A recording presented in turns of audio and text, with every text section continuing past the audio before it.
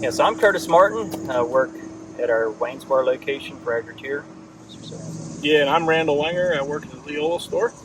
So we're evaluating a stand of planter passes that we made was at July about 16th. about a month ago. Yep. And so we want to demonstrate maybe how some different planter setups can affect planter stands, and we're actually going to have live planting demos. That's going to be really cool. So the beauty is we've had all kinds of moisture in the last week, and so planting conditions should be really good to get out and analyze stands live. So some consistent moisture, some good temperature. That's right. We can control the rest. So. Yep. All right, so we're here walking the Fendt Momentum lot that we planted here at Progress Days. This was with the new 30-foot Momentum, with the 30-foot, the 12 row. So kind of a setup situation for that planter is it's a 12 row 23. So it's actually a 15-inch planter that we locked up the inner plants on. So there was lots of frame weight. Looking at this stand and kind of getting a little bit of an idea on what we were running into. So a couple of observations I'm making so far is we have, I would say, fairly uniform emergence. There's a few places where we have a late emerger. Let's just say maybe this plant or right here. Yeah. There's a little bit of a late emerger. A good bit of this stuff we got like stalks growing out the side. That's right. We have really, really hard planting conditions. Some of these plants are growing around a lump of ground that's super hard or rock or something. Yep. Yeah. Also looking at singulation, so any skips and doubles, and then spacing. So that's my plant spacing. Yep. I do have right here would be a scenario where we might have a spacing error. So this plant, possibly a skip. I believe we do have a skip. So a skip could either come from a seed that didn't germinate. So this skip could either be poor germination, bad germination, or the meter just didn't put a seed out there. Right. So whenever I'm digging around with the here, fact that the seed company had a bad seed. so actually, let's just take a look here at this plant right here. So this one is leaf collars 1, 2, 3, 4, and then I've got 1, 2, 3, 4, 5. So I'm one leaf collar behind this neighboring plant here, and let's just see what we can learn here.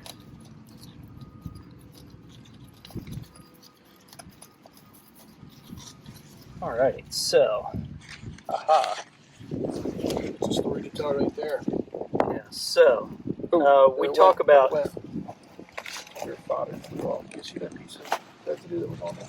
I did see that piece of residue. I was getting ready to talk about it. There's a little bit left here, so don't know if this is actually what actually happened here.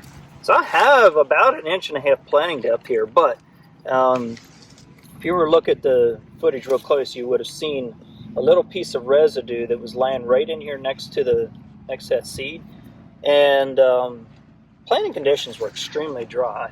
But we had rain here about 24, 30 hours after planting, and so there have been a lot of moisture at the seed for germination.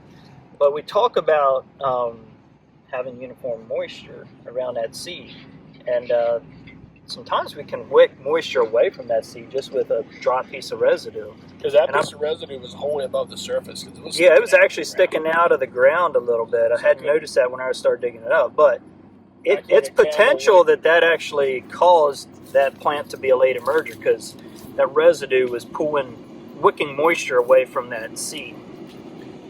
It could have introduced seedling disease of some sort or another as well. Potentially, yeah. Doesn't look like we had that problem here, but it could have.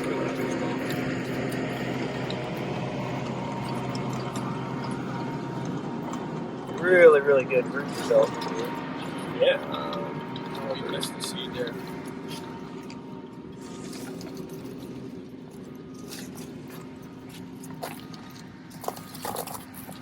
I'm not seeing. Nope, it broke off. It broke off in there. Well, let's just go with this plant. Sure. See if I can do a better job at digging it up. I think some of these were playing a little deeper, actually.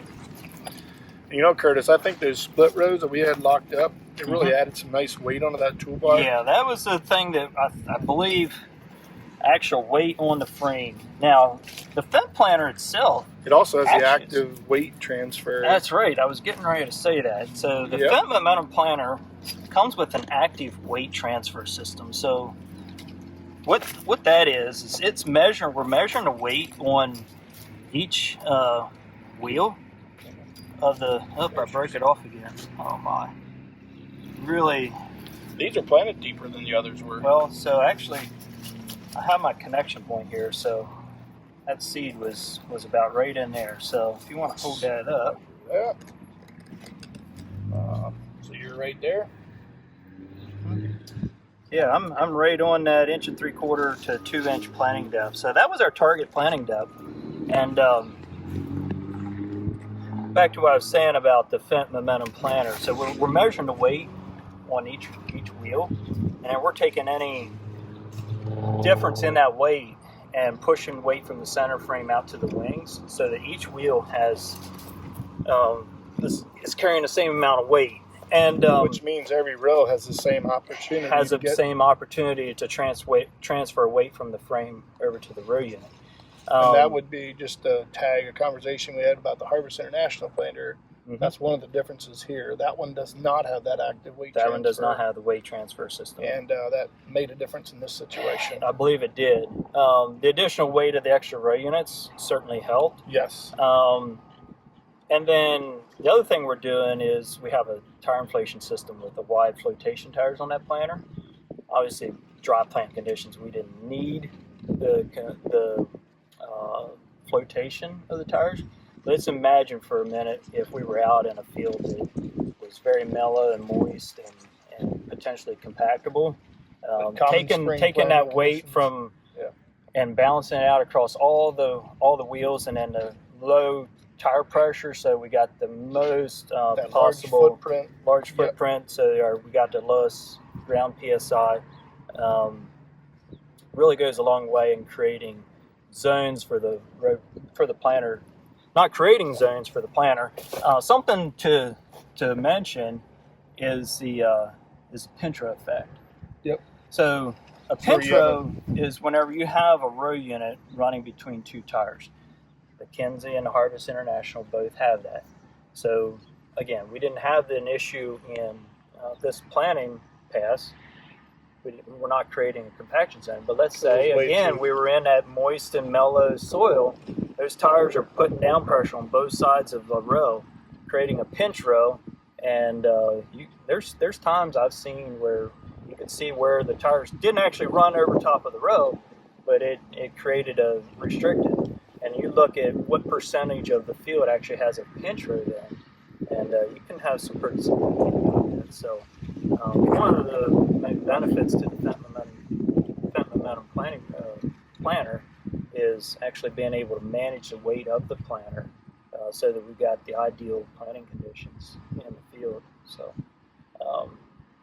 all coming back to emergence, uniform emergence. Right. And checking out all those, setting it up for perfect emergence. Mm-hmm.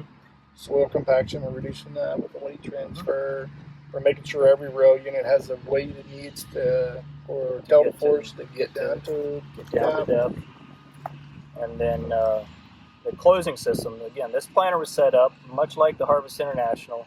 It had the VSET meters, the V-drive, the electric drive, delta force, it's the active downforce management, and then the FurrowForce closing system. So again, in these conditions, I believe a lot of the success of the planter in this case is actually the closing system, creating a nice mellow path to surface rather than creating any more compaction. Curtis, can you demonstrate that for us? We were talking about this, we were digging. When you take our digging tool and you're out here in the middle of the in between the rows, so you're feeling a difference there compared to what you're feeling right in the row? All right, so we have that, and then we come in here. Oh, I can just see it just by watching you. It's much more mellow here in the C trench. And you can pretty much find the edge of FurrowForce. And so way FurrowForce works is we've got two disc blades that are cutting in and then kind of sealing that seed up, blowing that sidewall apart. It'll be really interesting whenever we actually get out here and plant, is to actually go digging behind it and see if we can find a seed trench, because you often can't. Typically behind fir forest you can't find a seed trench, and if you can see a seed trench, that means there's a compaction variation. So I'm really excited to see that day of planting, see what we can learn there. So coming back, we're talking, let's say we're planting April 20th, you know, in the spring, we're often trying to get to that field as soon as we can, right? So the ground's a little wet, often we're pushing that envelope, it's probably not, barely dry enough. So what I'm hearing you say, Curtis, is like with the Fendt Momentum, we can really control the compaction of the planter wheels. And then with Delta Force, I'm only applying the pressure I need, I'm not over applying. To get to the depth. So I'm controlling my soil density there and not creating compaction.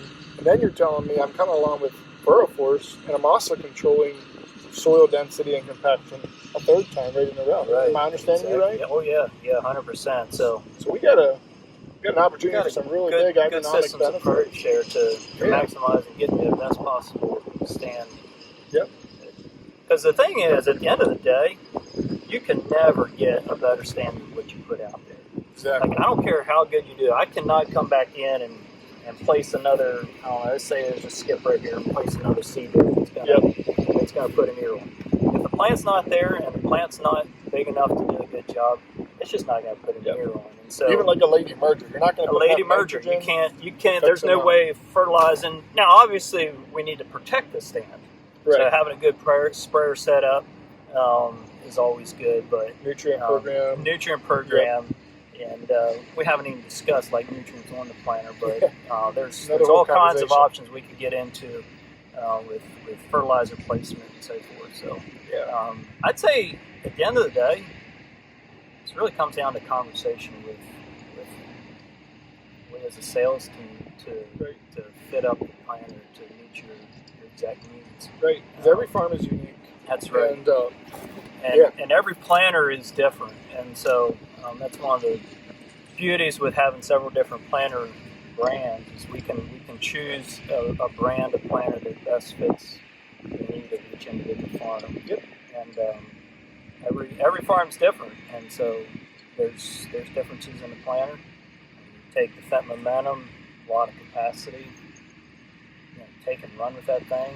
Harvest International, it's intended to be a custom built planter, so you can spec it out. All kinds of different tank options, just a lot of different options. Yeah, we can put central fill on that. Yep.